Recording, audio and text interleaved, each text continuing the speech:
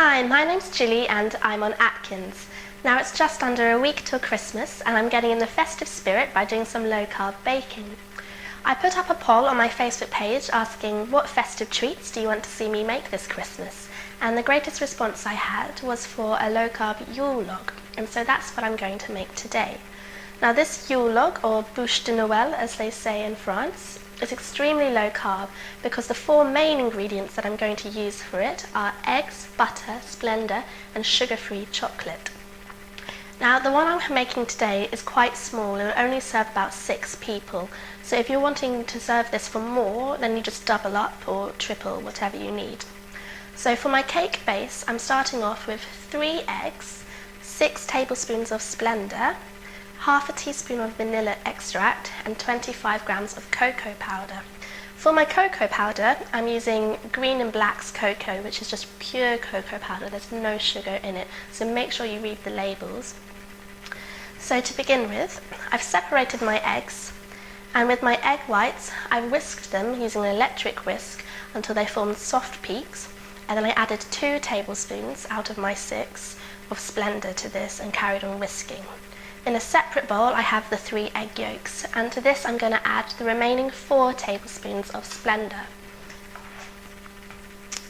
1, 2, 3, 4.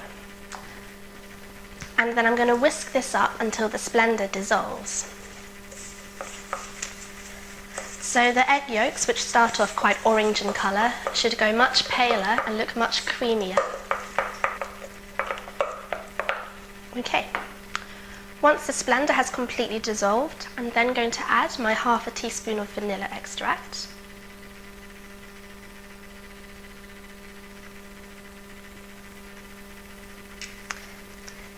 and my 25 grams of cocoa powder.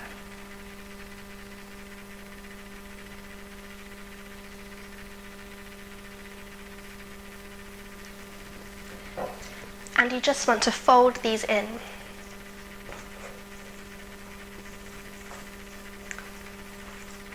And you'll notice that there's no flour in this cake at all. It's just the egg and the cocoa powder working together that give it that cake-like texture.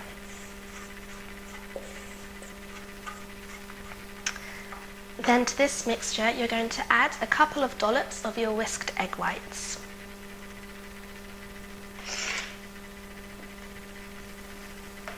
And gently fold these in, being careful not to get rid of too much air.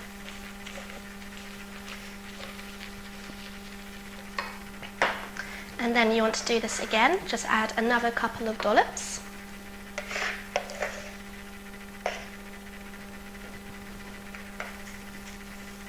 And fold these in. So you're basically just incorporating the egg whites in small portions rather than doing it all in one go, because you don't want to lose all the air by stirring. And then the last bit.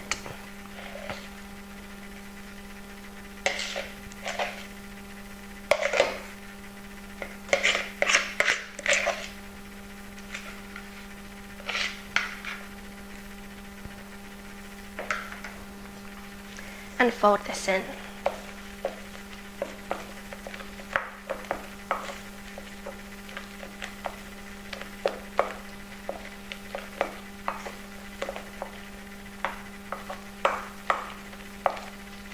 It smells really chocolatey.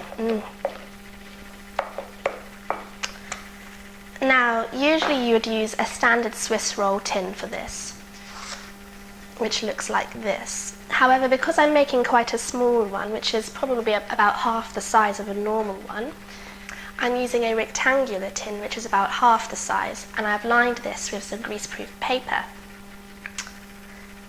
Now you just want to pour your mixture into this lined tin, and it should be quite runny and quite dark and chocolatey.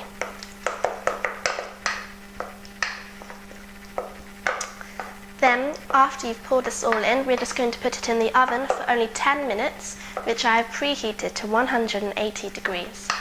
If you're doing a larger Yule log, so say if you're doing double the quantity of what I'm doing, then you're going to have to do this for 20 minutes. So after this has been in the oven for 10 minutes, I'll come back and tell you what to do next. Now after 10 minutes, you'll take your Yule log cake out of the oven and leave it to cool. After it is cooled, you want to turn it upside down onto another piece of greaseproof paper, and then you want to peel away the first piece of paper so that it's lying flat on top of the other piece, which I've done here, and put it on a plate. Now for your filling, I've got an 85-gram bar of Cavalier dark chocolate, which looks like this. And you want 120 grams of butter and 8 tablespoons of Splenda and a teaspoon of vanilla, which I've creamed together. Now with the chocolate, you just want to melt this in the microwave after you've broken it up into pieces. Now I'm going to add the butter that's been creamed with the Splenda and vanilla to the chocolate and stir them together. And I'm going to do this a bit by bit. So there's the first bit. The second bit.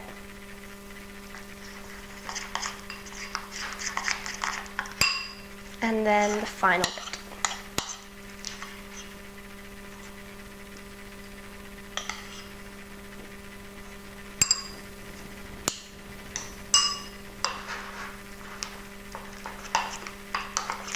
So this should make a nice sort of dark chocolate, sort of ganache type filling and topping for your Yule log.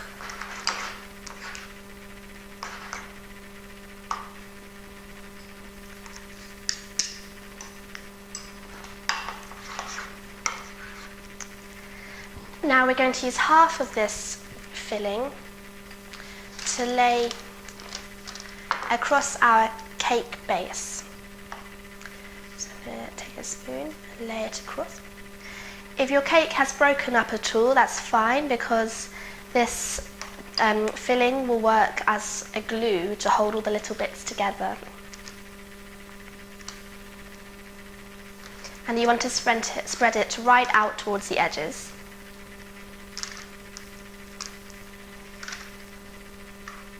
And make sure you leave enough to cover the whole Yule log once it's been rolled. Now that's done, here is the fiddly bit. You need to roll it from the long edge. So you want the long edge facing towards you, and you're going to roll from that side. I'm going to roll starting away from me and roll inwards. So you just pick up the baking paper, lift it up, and you have to be so careful because it is very fiddly. And again, as I say, it doesn't matter if it does break, because we're going to be covering it up with icing.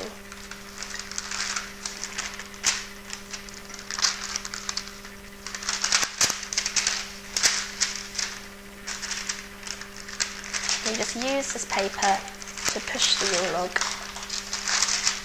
and bring it up as you roll.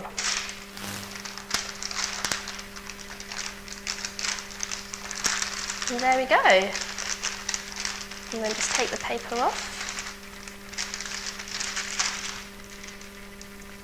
And there is my log. Now with this, we're just going to cover it with the rest of the icing. It's nice and dark in colour. You can use milk chocolate, of course, if you want. But I quite like the dark chocolate. It's full of antioxidants. So you just smother the log all across the top and down the sides. And try and make a sort of smearing pattern so it looks like a tree would look. And there we go. Now you can decorate this however you want. You can sprinkle some Splenda on top, or you could even cut some bits out so they look like branches.